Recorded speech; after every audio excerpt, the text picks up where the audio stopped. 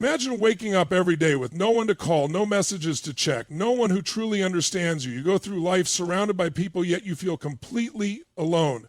It's like screaming in a crowded room, but no one hears you. Loneliness is a silent battle that millions fight, especially women who, for various reasons, past betrayals, fear of judgment, or simply life's relentless pace, find themselves without true friends. It's not just about lacking company. It's about feeling invisible, disconnected, and unworthy of deep relationships. But here's the truth.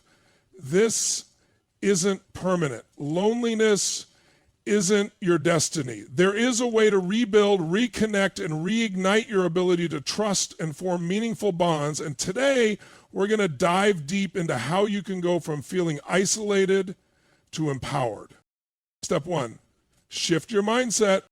Friendship isn't just about finding the right people. It's about becoming the kind of person who attracts deep, meaningful connections. If you believe you're unworthy of friendships, guess what? Your energy will push people away. The first step is to recognize your value and open yourself up to connection. Sarah had always been independent. She prided herself on handling everything on her own: her career, her home, her responsibilities. On the outside, she seemed to have it all together. But behind closed doors, her reality was very different. She used to have friends. In college, she was part of a close-knit group that laughed together, supported each other, and made endless memories. But as life moved forward, people drifted away. Some got married and became wrapped up in their families. Others moved to different cities for work. A few just stopped reaching out, and so did she. It wasn't intentional. It just happened. At first, Sarah didn't mind. She had work, hobbies, and things that kept her occupied. She convinced herself that friendships were a luxury, not a necessity. I'm fine on my own, she told herself, but as the years passed, the silence grew louder. Weekends became repetitive. She would sit in her apartment scrolling through social media, seeing pictures of people out together, laughing, celebrating birthdays, going on trips. She told herself she didn't care, but deep down, a part of her ached. She remembered the last time she truly connected with someone. It had been years since she'd had deep conversations where she could share her struggles, her dreams, or even the little things that didn't seem to matter to anyone anymore. Slowly, loneliness became her new normal. There were moments when she tried to change things. She signed up for yoga classes thinking she might meet new people, but she never stayed long enough to build connections. She would go in, do the class, and leave without speaking to anyone. She told herself that people weren't interested in making new friends, that everyone already had their circle. The fear of rejection, the fear of being the one to reach out and not be received, kept her in her shell. She started noticing how deeply her isolation was affecting her. At work, she kept things strictly professional, never engaging in conversations beyond what was necessary. When colleagues invited her to grab lunch, she made excuses. When a neighbor smiled at her in the hallway, she nodded politely and hurried inside. She was surrounded by people, yet she felt invisible. Her birthday came and went with barely a message. No calls, no plans, just another day. That was when it hit her. She had built a life that functioned, but it lacked connection. She had unintentionally shut herself off from the world, and now she had no idea how to let people in. She thought about reaching out to old friends, but the distance felt too big. What if they had moved on? What if they thought it was weird? Every time she picked up her phone to text someone, she hesitated and put it down. The fear of seeming desperate or unwanted was paralyzing. The loneliness began to seep into other areas of her life. She found herself staying up late just to avoid the quiet of her own thoughts. She tried to fill the void with distractions, binge-watching shows, scrolling endlessly, shopping for things she didn't need, but nothing made her feel whole. Nothing filled the space that true connection should have. One evening, after yet another silent weekend, she sat on her couch staring at the ceiling and asked herself, is this really it? Is this what my life is going to be? Step 2, put yourself in the right environments. You won't find deep friendships by isolating yourself at home. You have to step out, join a class, a community, a group where people share your interests. Start conversations, listen more. People are drawn to those who make them feel seen. Sarah had spent years believing that loneliness was just her reality. She told herself that some people were naturally social effortlessly attracting friends, while others, like her, were simply meant to walk through life alone. She had convinced herself that being friendless was something that happened to her, rather than something she had the power to change. But one evening, as she sat alone in her apartment, scrolling mindlessly through her phone, something shifted. She came across a story of someone who had once been in the exact same position, someone who had no real friends, no support system, no sense of belonging, but had completely turned their life around. They hadn't done it through luck. They hadn't just stumbled upon the right people.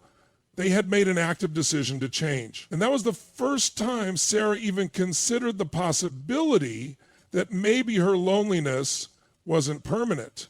Maybe it was a reflection of the choices she had made, the beliefs she had held on to, and the way she had allowed fear to dictate her actions. She started to examine her own thoughts. She realized that every time she had a chance to engage with people, she held herself back. When a coworker invited her to grab coffee, she declined because she assumed they were just being polite. When she attended a networking event, she kept to herself because she believed no one would be interested in talking to her. She saw social interactions as a test she was destined to fail rather than an opportunity to connect. And so, time and time again, she withdrew. For years, she had blamed circumstances. She thought people were too busy, that they already had their established friend groups, that no one cared enough to make space for someone new. But as she reflected, she saw that the biggest barrier wasn't other people. It was the story she had been telling herself. She had unknowingly created an identity around being someone who didn't fit in, someone who wasn't good at making friends. And as long as she held on to that belief, nothing would change. The truth hit her hard. Loneliness wasn't just happening to her. She was playing a role in it. She had built walls so high that even those who wanted to connect with her couldn't get through. She had trained herself to expect rejection before it even happened, and in doing so, she had robbed herself of the possibility of real friendships. It wasn't an easy realization. It meant accepting responsibility. It meant acknowledging that while past betrayals and disappointments had shaped her, they didn't have to define her.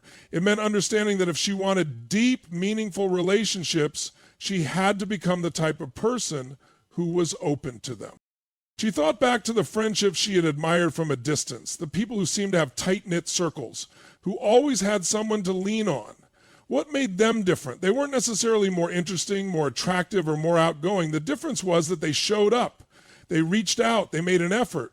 They understood that relationships didn't just happen. They were built through time, trust, and consistency. Sarah realized that waiting for people to come to her, to magically see her worth and pull her into their lives, was a losing strategy. If she wanted connection, she had to be the one to take action. If she wanted deep friendships, she had to stop assuming the worst and start creating the kind of energy that drew people in. She thought about all the times she had hesitated to send a message, to accept an invitation, to start a conversation. Each time, she had let fear win, and what had it given her? A life of isolation. If she wanted a different result, she had to make a different choice. Step 3, be the friend you wish you had. Friendship isn't about waiting for someone to save you from loneliness. It's about being that person for someone else. Reach out first. Ask how someone is really doing. Offer support. When you give, you receive. Sarah knew that realizing her loneliness was a result of her own mindset was one thing, but actually changing it was something else entirely. She needed a plan, concrete steps that would help her break free from isolation and build the connections she longed for.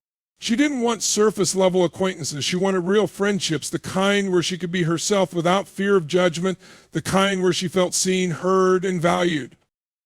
The first step was internal. She had to change how she saw herself. For years, she had walked around with the belief that she wasn't friend material, that people wouldn't want to connect with her. But that belief was like a wall, keeping people at a distance. She realized that if she carried herself like someone unworthy of friendship, that's exactly what she would attract: nothing. She needed to shift her energy. Every morning, instead of repeating the same old thoughts that kept her stuck, she started telling herself, I am someone people want to know. I bring value to relationships. I am open to connection. It felt strange at first, but she knew that if she didn't believe in her own worth, why would anyone else? Next, she made a decision. She was going to start showing up. No more last-minute cancellations. No more avoiding eye contact in public. No more saying, I'll do it tomorrow.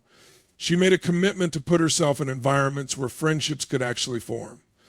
She looked at her routine and realized that she had created a life that made connection almost impossible. She worked from home most days, rarely socialized, and kept to herself even in public places. If she wanted to meet people, she had to go where people were. She signed up for a weekly yoga class, not just for fitness, but for the community. But this time, she wouldn't just go do the workout and leave. She made a rule every class she had to speak to at least one person. A simple, hey, I've seen you here a few times. How long have you been coming? Was all it took to start a conversation. At first, it felt unnatural, but as the weeks passed, she noticed something incredible. People responded. She also joined a book club at a local cafe. She wasn't even a huge reader, but that wasn't the point. The point was to put herself in a room with like-minded people and give herself a reason to interact. When the discussion ended, instead of rushing out, she stayed back and engaged in small talk. What other books do you like? How did you hear about this group? The conversation started small, but they grew. Some turned into deeper discussions, and soon familiar faces became potential friends. Sarah also started reaching out to people from her past, old coworkers, former classmates, even acquaintances she had lost touch with. Instead of overthinking, she sent a simple message, hey, I was thinking about you today. How have you been? She expected silence. Instead, she was surprised at how many people responded warmly. She realized that one of the biggest mistakes she had made in the past was expecting friendships to happen instantly. She had assumed that if she met someone and they didn't immediately become close, then it wasn't meant to be. But friendships aren't built overnight. They require consistency. She made a new rule she would follow up. If she had a good conversation with someone, she wouldn't just leave it there. She would send a message later that week suggesting coffee or a casual meetup. The biggest challenge, however, was overcoming the fear of rejection. She had to remind herself that not every attempt would lead to a lasting friendship, and that was okay. Some people wouldn't respond. Some wouldn't reciprocate the effort. But that didn't mean she was unworthy of connection. It just meant they weren't the right people for her, and that wasn't a reason to stop trying. She also started making small changes in her daily interactions.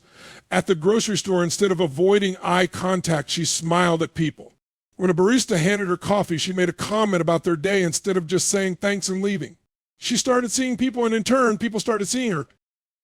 Sarah learned that building friendships wasn't about waiting for the perfect person to come along. It was about creating opportunities for connection, being open to new experiences, and making the effort to nurture relationships. Step 4, cut out the fear of rejection. Not every connection will turn into a deep friendship, and that's okay. The fear of rejection keeps too many people stuck in loneliness. Take the shot. Some people will say no, but the right ones will say yes. Sarah had always believed she was alone in her struggle. She thought she was the only one who felt out of place, the only one who sat at home on a Saturday night wishing she had someone to call, the only one who watched groups of friends laughing together and felt an ache in her chest. But the truth was, she wasn't alone at all. Loneliness is a silent battle. It doesn't always look like isolation. Sometimes it looks like the woman who seems perfectly fine at work but goes home to an empty house and no one to talk to. It looks like the person who has 100 contacts in their phone but doesn't feel comfortable calling a single one. It looks like someone who is surrounded by people every day but still feels invisible. Sarah wasn't the only one experiencing this. Millions of people in every stage of life felt the same way. That realization was powerful. It wasn't just her. It wasn't just something wrong with her. It was a human experience, one that so many others were going through in silence. And if others could break free from it, so could she. But the hardest part was the emotional weight she carried. Every time she had tried to reach out in the past and had been met with indifference or rejection, it had left a scar. Every time a friendship had faded, it had reinforced the belief that she wasn't someone people wanted in their lives. And those wounds didn't just go away overnight. They made her hesitate. They made her overthink every interaction. What if they don't really like me? What if I'm bothering them? What if I try and still end up alone? But she had to remind herself those thoughts weren't the truth. They were just fears, just echoes of the past trying to control her future. The truth was she was worthy of connection. She was worthy of friendships that felt deep and meaningful, and she didn't have to be perfect to deserve them. Sarah learned that vulnerability was not a weakness, For so long, she had tried to appear strong, independent, like she didn't need anyone. But that armor had only kept people at a distance. The moments that had drawn people closer weren't the ones where she had everything together. They were the moments where she was real.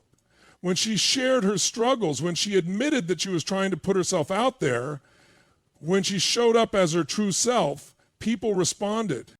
One of the most surprising things she learned was that other people were just as afraid as she was. The people she assumed had their lives figured out, the ones she thought had all the friends they needed, they were struggling too. Some of them had social circles that were built on convenience, not real connection. Some of them felt lonely, even in a room full of people. Some of them were just waiting for someone to reach out first. And so instead of focusing on what she didn't have, she started focusing on what she could give. She listened more. She asked people about their lives, their stories, their struggles. She became the kind of person she had always wanted in her own life, someone who made others feel seen and valued. And in return, she started attracting people who did the same for her. She realized that real friendship isn't about finding people who will complete you. It's about showing up as your whole self and creating space for others to do the same. And no matter how long she had been alone, no matter how many years she had spent believing she wasn't enough, she now understood one thing. She was never truly alone. There were people out there who needed her just as much as she needed them. Step 5, stay consistent and open. Friendships are built through time and consistency. Don't expect instant results. Keep showing up. Keep connecting. And trust that the right people will come into your life. Loneliness can feel like a life sentence. It can make you believe that this is just how things are, that you've missed your chance, that everyone else has already found their people and there's no place left for you. But that's a lie. No matter how long you felt isolated, no matter how many friendships have faded, no matter how much doubt has crept into your mind, you are not meant to live life alone. You are wired for connection. You are deserving of love, friendship, and belonging, and you have the power to change your reality starting now. It's easy to believe that making friends should be effortless, that if it doesn't happen naturally, it's not meant to be. But think about the best things in life. Your skills, your career, your personal growth. None of those things just appeared overnight. They took effort. They took time. They required you to show up even when you didn't feel like it. Friendships are no different. The relationships you long for aren't going to magically appear while you sit in silence, hoping someone will notice you. They are built. They require action. You have to take the first step, even when it's uncomfortable. You have to put yourself in situations where connection is possible. You have to open up even when it feels vulnerable. And most of all, you have to let go of the belief that rejection means failure. It doesn't. Some people won't be the right fit, and that's okay. The right people are out there, but you'll never find them if you stop trying. Stop waiting. Stop convincing yourself that people don't want you in their lives. Stop telling yourself that you're not enough. You are, right now, as you are. And there are people in this world who would love to know you, who would be grateful for your presence in their lives, but they can't find you if you don't step forward. You don't do everything at once. You don't have to fix your entire life in a day. But you can do one thing. Send that message, accept that invitation, make eye contact, smile, say hello. One small step today leads to another tomorrow, and before you know it, you'll look back and realize that you are no longer the person who thought they were destined to be alone. You'll see that the life you once envied in others is now your own. Step 6, listen. The strongest women you know, they've all been through loneliness. But they didn't stay there. Neither will you. Your next best friend, your support system, the people who will celebrate you, they are out there. But you have to take the first step. Now is the time to take action. Not tomorrow, not next week, not someday. You spent enough time waiting, enough time hoping that connection will just happen. But deep down, you already know it won't happen unless you make the first move. And that's exactly what you're going to do. Right now, think of one person you can reach out to. It doesn't have to be a best friend. It doesn't even have to be someone you know well. Maybe it's an old coworker, a former classmate, a neighbor, or even someone you see often but have never spoken to. Send them a message, a simple, hey, I was thinking about you. How have you been? That's it. No overthinking, no second guessing, just hit send. Next, look at your routine. Where are you putting yourself in environments that allow for connection? If your daily life doesn't include spaces where you can meet new people, it's time to change that. Join a local group, take a class, volunteer, go to events that interest you. And when you're there, don't just exist, engage. Make it a rule to talk to at least one person. Challenge yourself. Over the next week, push past the fear. If someone invites you to do something, say yes. If you feel the urge to text someone, do it. If you see an opportunity to strike up a conversation, take it. Every small action you take will build momentum, and before you know it, what once felt impossible will start to feel natural. And if you're thinking, but what if they don't respond? What if they don't want to connect? Then ask yourself, what if they do? What if this one step leads to the kind of friendships you've always wanted? You will never know unless you try. This isn't about luck. This isn't about waiting for the right people to magically appear. This is about deciding right now that you are no longer going to live in isolation. It's about understanding that friendships aren't just given, they are created. And you have everything it takes to build the connections you deserve.